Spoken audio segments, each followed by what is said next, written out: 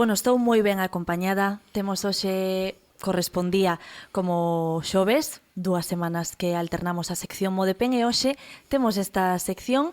Sou a única persoa que non está xubilada nesta mesa. Esta sección se vas a chamar La Juventud Baila.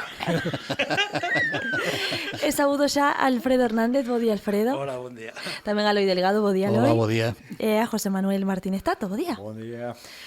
Bueno, Yo tenía un programa preparado para hoy para hablar de todo lo que está ocurriendo, pero nos llevamos una sorpresa de encontrar a un jubiloso jubilado, ¿no? Y bien, que nos ha ocupado ese tiempo, pues bueno, lo dejaremos para dentro de 15 días. Y sí, mis dos compañeros un poco hablarán de ellos, de lo que tenían más bien preparado. E precisamente a noticia de hoxe que tamén repasábamos aquí é que sí que van a subir as pensións, as contributivas un 2,8% en liña co IPC e as non contributivas un incremento do 9%. Que implica isto? Contádenos un pouco, porque imagino que a xente estará perdida xa.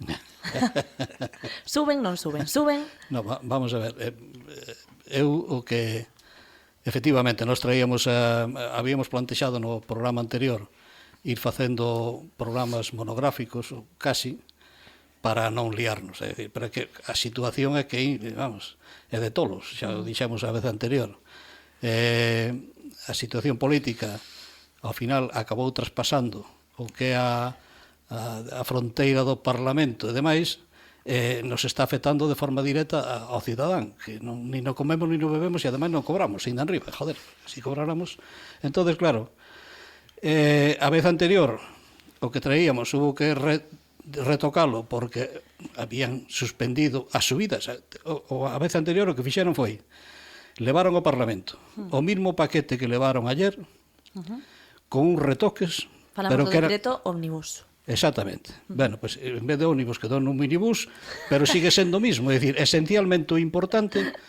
E claro, quen tiña, que ademais o habían prometido de voz, e logo se volveron atrás, neste caso, pois tumbaron o decreto. Que pasou? Que en xaneiro os pensionistas recibiron a notificación, recibiron o incremento correspondente e se montou un lío porque, claro, nós tamén dicíamos o mismo, en febreiro non se cobra porque quedou sin aprobar. E se non se espabilan, pois ni en febreiro, nin en marzo, logo xa veremos. Podría haberse aprobado en marzo, en abril, e incluso non cobrar estes 2 meses, porque este tipo de normas prácticamente non son retroactivas. Ahora, imagino que dará tempo a que febreiro, xa non lo dirán, se cobre. E, claro, nos preguntábamos, vamos a ver, se a disculpa que dan as forzas políticas que votan en contra de temas tan importantes como a subida, a actualización das pensións,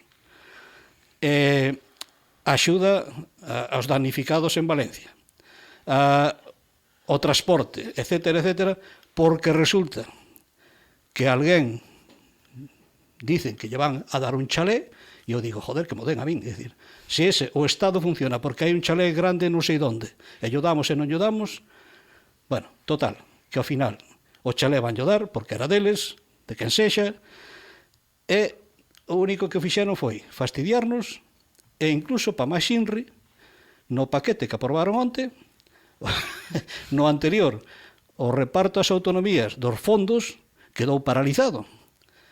E os que votaron en contra, as autonomías están gobernadas no 90% por eles. Bueno, se lle vale a eles, a mí non me vale, porque en Galicia gobernan tamén e a mí me afecta como cidadán. Se hai unha partida de 900 millóns de euros que non ven, hai servicios que non se van a cumplir. E para cumplir van ter que sacalos de onde? De sempre. Do transporte, da sanidade, sobre todo da educación. Porque temos sabido, por experiencia, que os cartos van sempre a sacarse de onde máis falta fan. Porque os presupostos están aí. E agora aproban prácticamente o esencial. Bien, pois benvido sea. Por fin, efectivamente, se vai cumplir con aquelo que se había acordado no seu día.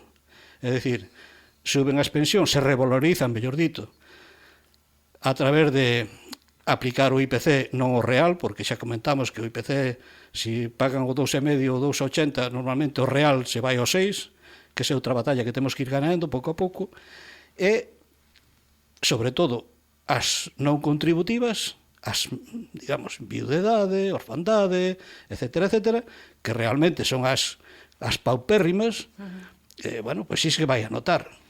Entonces, agora nos terán que explicar cuál é a razón de que permanentemente voten que non, porque prácticamente casi sempre son os mismos, sobre todo cando están na oposición. Cando están no goberno, hasta ahora era fácil, non a subían, ou subían o 0,25. Vale, contra eso xa sabemos o que hai e pelexamos, pero nos terán que explicar cuál é a razón de que ahora nos queran vender que van a ser generosos e ayer votaron porque, hombre, nosotros tamén subimos las pensións. Vamos, e un huevo. Quer decir, levan ustedes desde o ano non sei cuánto, é dicir, desde que do 0,25 para diante, é certo que as pensións, depois de moito pelexar, se revalorizaron en torno a un 26%, é dicir, cada ano se foi subindo un tanto, aínda quedamos lonxe do que nos deben, pero bueno, están aí. E curiosamente, os mismos sempre votaban que non. Claro, era moi cómodo porque a veces decían, bueno, como teñen a maioría, que voten eles. No. Ti cando dices que non é porque estás en contra. A min, cando escoito non, é porque me estás dicindo a min como cidadán, como pensionista, como asegurado da Seguridade Social, etcétera, etcétera, que usted non está de acordo con ese tipo de medida. Non teño máis que romperme a cabeza. Bien, esperemos que isto sirva como exemplo para seguir pelexando. Nós o temos moi claro. Eu veño ahora de Andalucía e me coincide unha manifestación polas pensións e a sanidade no centro de Cádiz. Me sumei a ela, claro, e vamos, e digo, hombre, non somos nós solos.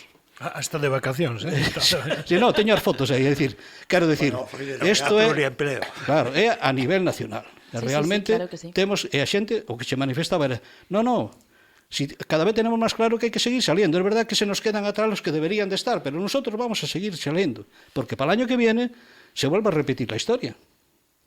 Hai que volver a revalorizarlas. Entón, nós queremos que esa pelexa desaparezca. Se poñan de acordo e sea permanente. Se sube el IPC sí o sí, e se non sube, como mínimo un 3%, hasta recuperar todo o que nos llevamos perdido. É moi simple. Bien, non sei se está máis ou menos aclarado, pero por aí van os tiros. Esa vai ser a nosa batalla. E logo, tratar de explicarlle a xente, se nos queren chamar, o que comentábamos antes, estamos dispostos de ir hasta a súa casa, si só hai 10, e explicamos a 10 en todo Baixo Miño, cando queiran, a hora que queiran e o día que queiran, só nos teñen que avisar. Perfecto. Que non teñen que dar almorzo ni nada, Non é nada. Bueno, hoxe así o programa, actualidade manda, ademais, pero, como dicía precisamente Alfredo, en 15 días recuperamos ese tema. E moitas grazas por vir hoxe neste programa tan especial, ademais. Sí, claro. Por lo menos serviu para que nos vexamos a un jubilado reciente que a ver si o sacamos e o desempolvamos. Estate calado que está traballando a ver se se va. Sí. No, estou aquí de convidado, se está xogando puesto. Estou aquí de convidado. Xa vamos necesitando alguén que vaya sujetando a pancarta porque en 2 paus xa fallaron, é dicir, que estamos en ello. Moitas grazas aos tres, na sección ModeP.